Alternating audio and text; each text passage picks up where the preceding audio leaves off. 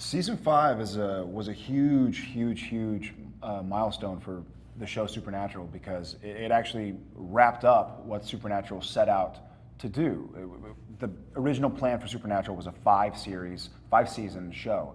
And so we started this big story which had so many different levels and was so complex, and season 5 is where it all finishes.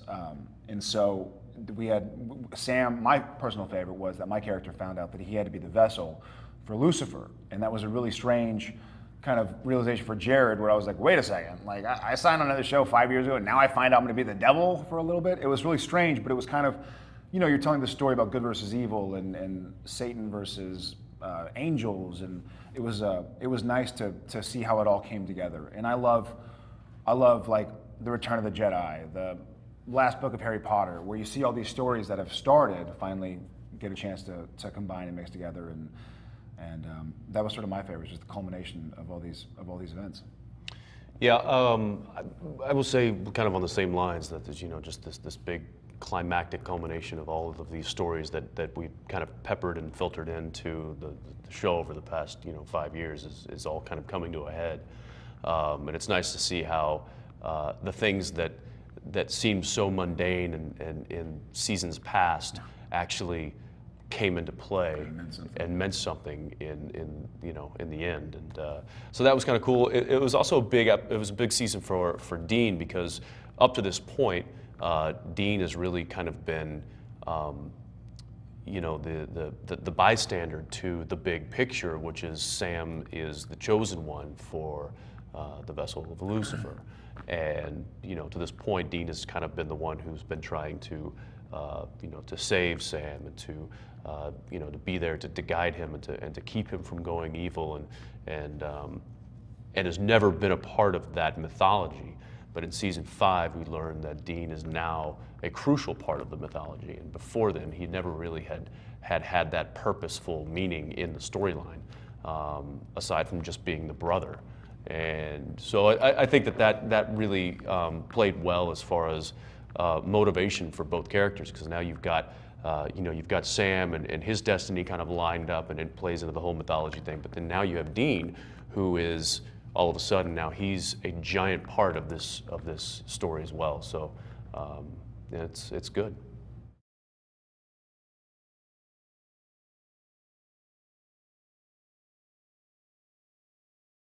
We can try to tease for season 6 a little bit. As we just talked about, season 5 really wraps up what season 1 started, what season 2 and 3 and 4 fleshed out.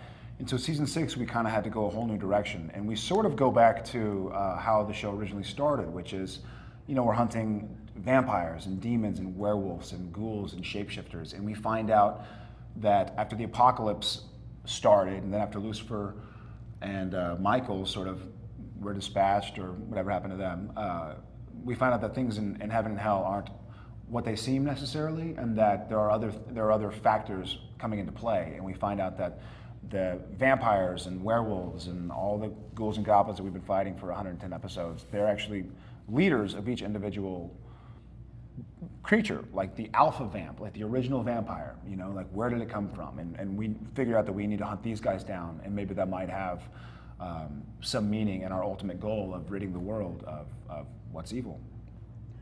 It's Supernatural, the bonus round. Yeah, Supernatural.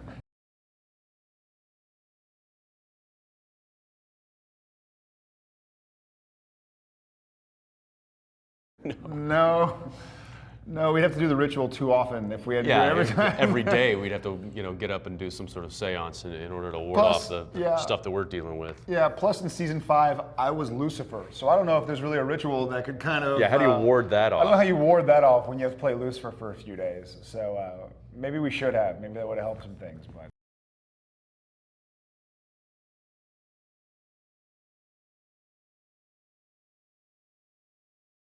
I don't. I mean, I guess we have routines a little bit. I mean, in the morning I try and go for a little jog and read my stuff for the day and really just kind of focus on it. And he and I will usually on the way to work go over the script and go over what we have for the day and through our scenes. And so kind of we'll run dialogue in the hair and makeup trailer while we're, you know, getting ready for the shoot. And, so that's, you know, after this many, that kind of preparation time needed it just kind of gets less and less and less because we've done it so much that it's like we don't need a day to prepare for this scene. It's like we need 10 minutes. Give us 10 minutes. Right.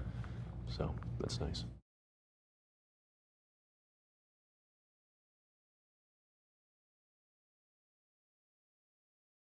I don't really think so. I mean, I The think success of this show. yeah, the success of the show, I guess. Yeah, the fact that we're now animated is pretty supernatural to me. I think That is a phenomenon. had you told me this when I was in high school, I would have called you a liar. But no, not necessarily. Yeah, no, we've been pretty kind of ghost free, I guess, on the set. Yeah. Except for the ones that are in makeup. Yeah.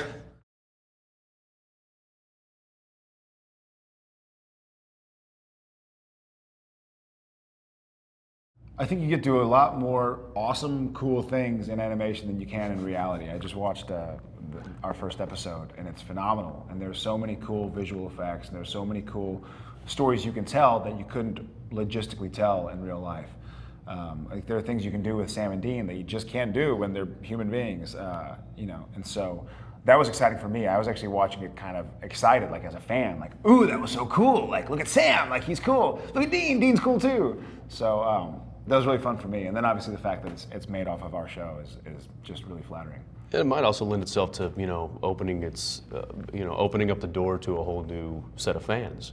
Right. People that watch, that are big anime fans, they might watch this and be like, wow, this is really, I like these characters, I like this storyline, I like this kind of genre of show. Let's see what the live action one looks like. Join the supernatural world. Yeah.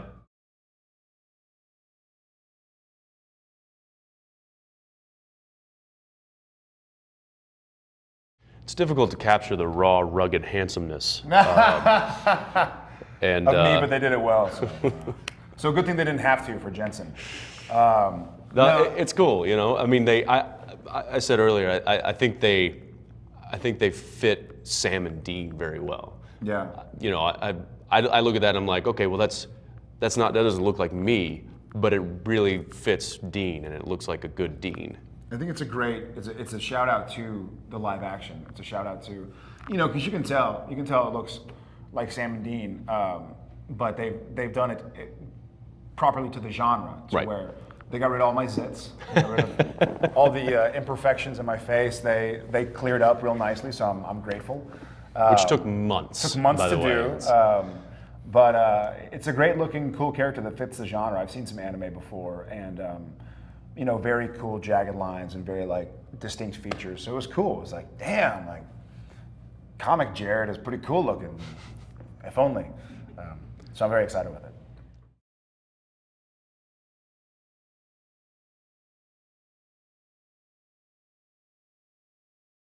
I've seen bits and pieces. I mean, I don't necessarily seek it out, and I don't own it, but I've seen bits here and there. I'm actually excited about it now, having watched a whole episode of something. Granted, it was supernatural, but I'm actually like, this is kind of cool, and they really tell a cool visual story. And even in watching the episode, I noticed shout outs to our old episodes, and I was like, wow, like this is a cool visual for somebody who's interested in kind of visual storytelling. I think it's a really nice medium to become aware of.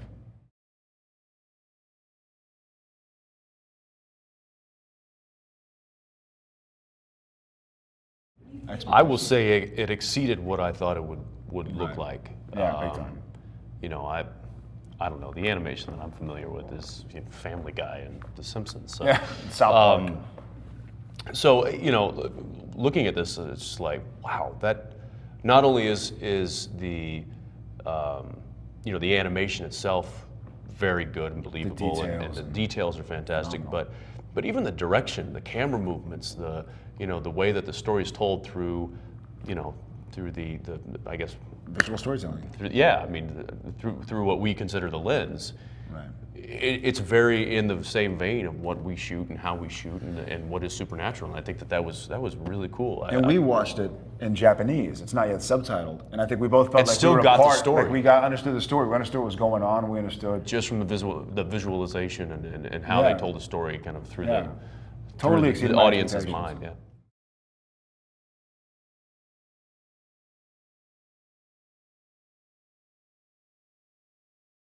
Geez, I mean, season 1 was full of them just because those seasons to me, I mean, looking back 5, 6 years later, those seasons to me were the beginning of what's become such a big part of my life.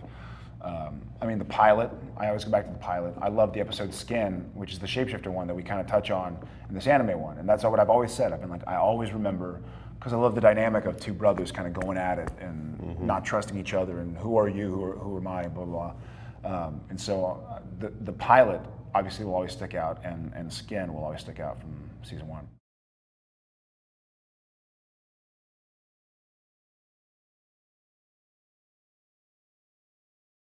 You know, I don't know. I think it's one of those things that I'm flabbergasted and flattered that they've decided to turn Supernatural into an animated series. I wish I had some answer as to why it was happening. It's sort of like a really lucky, cool thing that I'm so happy to be a part of. But I don't know. I mean, I guess it touches such a wide variety of viewers. And Supernatural, the story, though kind of about Sam and Dean and these two brothers in our relationship, is also full of like mythology and, you know, the reluctant hero and good versus evil and the friendly beast, and it's full of these elements that are critical in storytelling and universal. And so I think that's why it has such a massive audience and why they're able to sort of. They've also taken a show that, you know, we tell a great story. We have great special effects and visual effects and makeup effects, but we're still a TV show. We're not a movie, so we don't have necessarily the budgets to really tell it with CGI and stuff, but here in this animated format, we can tell the stories full out, and you know, you get to see things that you wouldn't be able to see in live action. I also think you can't deny the fact that, you know, when this show first started, 2005, that was really the influx of the Japanese horror movies being remade in the Ring, all of those, you know, the what is it, The Tale of Two Sisters, or, you know, that is a big genre for Japanese fans. You know, they love that kind of storytelling. They love horror movies. They love thriller movies. They love the suspense. They love that thing. So it's a big market in Japan.